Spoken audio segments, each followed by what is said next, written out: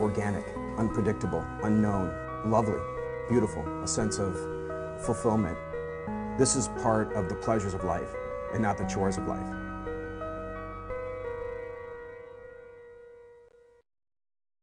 Coming up on Daily Iowan TV, find out how a UI sorority is working to help teens achieve success. And we've got real-life ghost stories just in time for Halloween.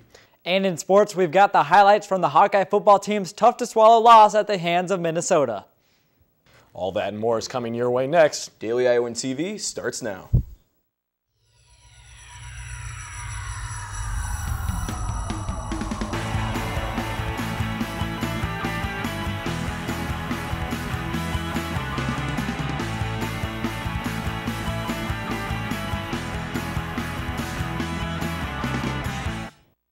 Thanks for tuning in to your Sunday edition of Daily Iowan TV, your television news, sports, and weather source for the Daily Iowan.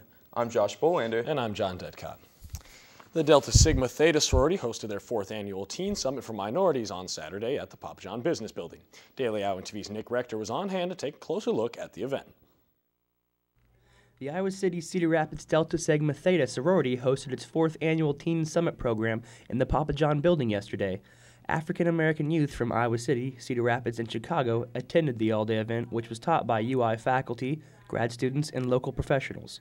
Through a series of informative workshops, the program aimed to teach kids how to develop the tools needed for personal and professional success. And we talk about healthy relationships with peers, adults, how do we interact with that, and we also have a program called Let's Talk About It, where kids are able to express how they feel with different peer pressures and things that they experience daily. Another goal of this event was to help bridge the educational gap between Caucasians and minorities. According to the National Center for Educational Stats, in 2005, African Americans and Latinos had the highest high school dropout rate, and the unemployment rate for African Americans was nearly double that of Caucasians. Universities from all across the U.S. send us information, and we have booths, and basically they tell the kids, how they can get in this field area or how they can apply for different colleges. And so these are opportunities that they may not have in their school districts. And so it's really important that a lot of these kids get exposed to this. By showing the kids different career paths and providing college information, the program aims to improve academic achievement among minority youth. Nick Rector, Daily Iowan TV. For more information on the event or the sorority, feel free to visit their website. Some UI students took to the campaign trail over the weekend to try and connect with voters. Members of the UI College Republicans traveled to several rural Iowa communities in hopes of raising support for candidate Cindy Golding as she campaigns for the 18th district seat in the Iowa Senate. The election is expected to be a close one, which is why UI Republican leaders said events like this are critical if they are to win come November. For more on this story, be sure to check out Monday's pages of the Daily Iowan. A new development in the race for Iowa City Council is raising some eyebrows. The brother of candidate and former UI student Raj Patel has reportedly offered to pay $1 to sorority and fraternities philanthropies for every voter registration form turned in. Patel, who spoke to the women of Delta Gamma sorority Sunday night, says he did not ask his brother to offer the donations, and many have raised questions about whether the plan is ethical or constitutes vote buying. And still more to come from Daily Iowan TV. Find out what some real-life Ghostbusters found as they search for spirits in downtown Iowa City. Plus in sports, find out how the Iowa women's soccer team ended their season on a high note. And all this and more to come, but first let's take a look at your local weather forecast with Daily Iowan TV's Mike Howell. Thanks, guys. With colder November temps right around the corner, we still had a relatively nice weekend with temps in the 60s. We are looking at similar weather tomorrow. Monday morning will still be chilly, however, as we will see 41 degrees to start off your week. It will heat up a tad around noon with 51 degrees and an ultimate high of 55 degrees. And tomorrow evening, we will see it dip back down in the lower 40s with no cloud cover. Looking at your extended forecast, Tuesday is going to be an awesome fall day with high of 67. Got to take the good with the bad, though, as Wednesday and Thursday will have a good shot for some rain. And there is potential for rain on Saturday for the game against Michigan. How fitting that is after the events on Saturday. That's a look at your local weather forecast. Back to you guys at the desk. Just in time for Halloween, some creepy happenings in downtown Iowa City. Sunday, the Johnson County Paranormal Team searched through the old Vito's restaurants in hopes of making contact with spirits. The team was alerted after a construction worker said he felt a presence in the building this summer, and there have been similar reports from a former architect and others. The self-proclaimed clairvoyant said she felt the presence of 3 spirits in the building but could only describe one with any accuracy. An Iowa City man was arrested after pulling a knife during an argument in the Ped Mall. According to police, 41-year-old Gerald Navarre was intoxicated and yelling at another man when he took out the weapon. Navarre then reportedly fled the scene and was later found under a bridge on Gilbert Street. Navarre is charged with disorderly conduct and public intoxication, a crime for which he has 4 previous convictions. And police arrested another Iowa City man with a little help from Craigslist. According to police, 18-year-old Ryan Larson stole a bike from outside the main library earlier this month. And when the student who owned the bike saw it listed on Craigslist, he called police. Reports show police contacted Larson, who was using a fake name, to set up a time when they could see it, saying they were interested in buying it. Larson met officers outside Burge Hall and was then arrested and charged with third-degree theft. And now Daily Iowan TV's Tyler Culver is here for a look at Hawkeye sports.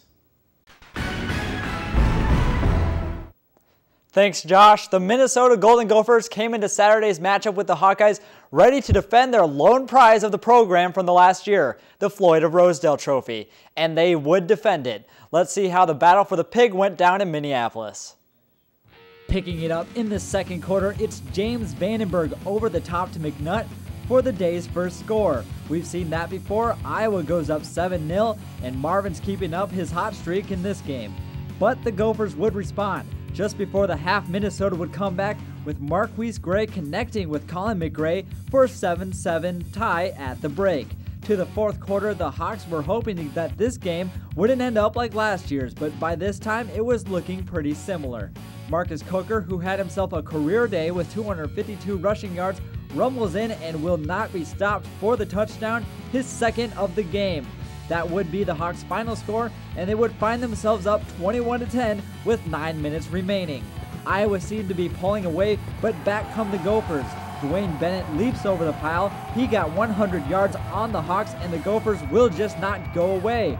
And when you don't have any wins on the season, you live on the trick plays. Iowa not expecting an onside kick at all. The Gophers recover it with no black and gold around.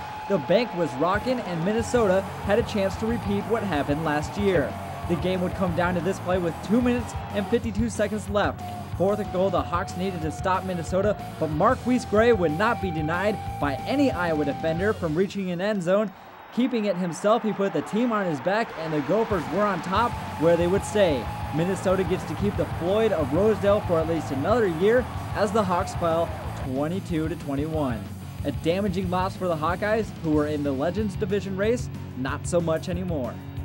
And now we'll go to Daily Iowan TV Sports' Chelsea Byrne at TCF Bank Stadium for more analysis on the Hawkeye loss.